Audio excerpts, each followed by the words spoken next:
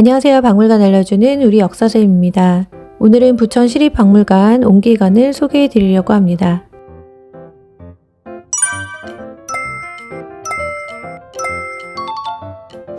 부천시립박물관은 부천 오정경찰서 맞은편에 있어요. 버스를 이용하시는 경우 여월 슈먼시아 1단지 까치울 중학교 정류장에서 내리셔서 5분 정도 걸어오시면 됩니다. 차량을 이용하시는 경우 무료 주차가 가능합니다.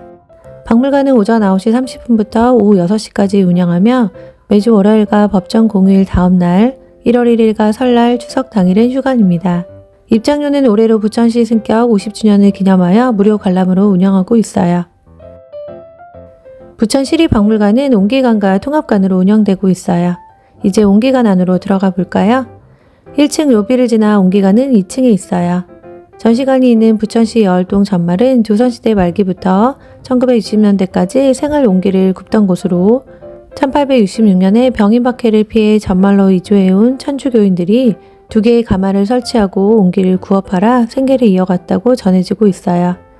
1980년대까지도 전말에서 자배기, 술동이, 시루 등의 옹기가 제작되었으나 현재는 산업발달과 도시화로 인해 아파트가 들어서면서 옹기 가마터도 사라졌답니다.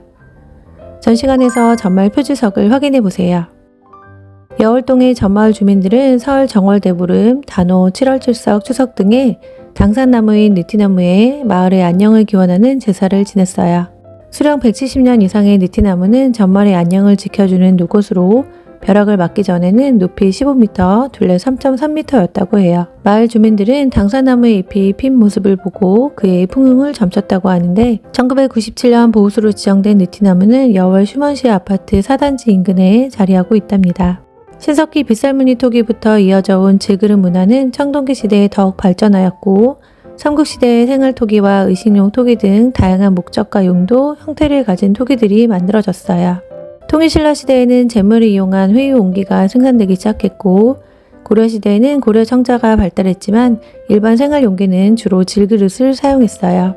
조선시대 옹기는 장독, 물독, 시루, 뚝배기 등 광범위한 용도로 사용되었는데 이러한 그릇을 만드는 옹기장은 근대에 이르기까지 낮은 신분으로 천대받았어요.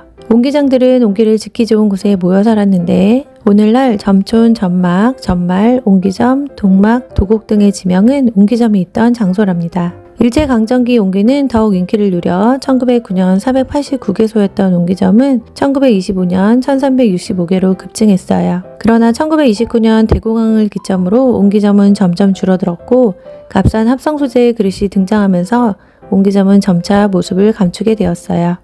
옹기는 제작 과정에 따라 질그릇, 오지그릇, 프레독으로 구분해요. 잿물을 입히지 않고 진흙만을 재료로 사용해 600도에서 700도 가마에서 구워내는 질그릇과 붉은 진흙으로 만든 질그릇에 잿물을 입혀 1000도 내외의 고온에서 구워내는 오지그릇은 표면에 광택이 있고 검은 빛을 띠며 액체 저장 용기로 많이 사용되었어요. 프레독은 질그릇을 1300도 이하의 고온에서 유약 대신 굵은 소금을 집어넣어 구워요. 주로 쌀이나 곡식을 저장하는 용기로 사용되었답니다. 옹기는 또한 모양에 따라 물독과 술독으로 사용하는 호형 옹기와 식료품을 담아두는 발열 옹기, 그리고 바닥보다 윗부분이 넓은 형태의 대접형 옹기가 있어요. 옹기의 이름은 다양한데요. 우리나라에는 지역별로 91개의 명칭이 존재한다고 합니다. 용도에 따라서도 저장용기, 주방용품, 발효식품, 실내용기, 운반용기, 재래용기 등으로 다양합니다.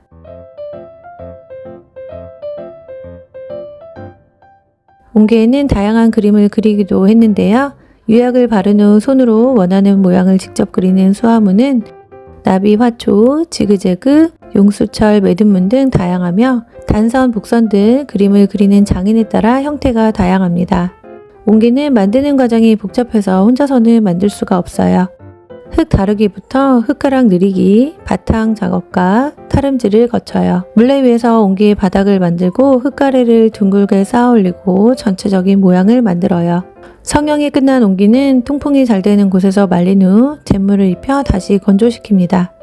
완전 건조된 옹기는 가마에 넣고 45시간의 불을 지피고도 일주일 이상을 기다려야 비로소 얻을 수 있답니다. 생활 속 필수품이었던 옹기는 산소가 통과하는 미세 구멍으로 숨을 쉬며 가마에서 구워지면서 방부성 물질이 입혀져 음식을 오래 보관해도 썩지 않고 발효됩니다. 그리고 흙으로 만들어져 폐기 후에도 자연으로 돌아가는 것이 옹기랍니다. 화장실과 복도를 지나 제2전시관으로 이동합니다. 이곳에서는 지역별, 용도별 더 다양한 옹기를 보실 수 있어요. 옹기는 농경문화에 정착하며 살아온 우리 민족에게 식량을 저장하기 위해 꼭 필요한 것이었어요. 옹기는 식품을 오래 저장할 뿐 아니라 건강식품으로 발효시키는 데 중요한 역할을 했어요. 조상들이 집안을 보살펴주길 바라는 마음으로 신주단지를 모셨고 장맛이 상하지 않도록 장 항아리에 한 줄로 된 버섯문을 거꾸로 붙여놓기도 했어요. 옹기는 고체, 액체 등 담기는 내용물에 따라 다양한 모양이 있는데요. 증류수를 만드는 소주꼬리, 입 둘레에 물을 채워 음식이 상하거나 벌레가 들어가는 것을 방지하는 단지인 겹단지도 보입니다. 굴뚝으로 사용한 옹기로 만든 연가도 있어요. 옹기는 지역별로 모양이 다른데요. 서울, 경기 지역은 입지름과 밑지름의 너비가 비슷하며 전라도 지역은 다른 지역보다 옹기의 크기도 크며 볼록한 것이 특징입니다. 제주도는 철분이 많이 함유된 붉은 빛깔의 옹기와 검정 질그릇이 많아요.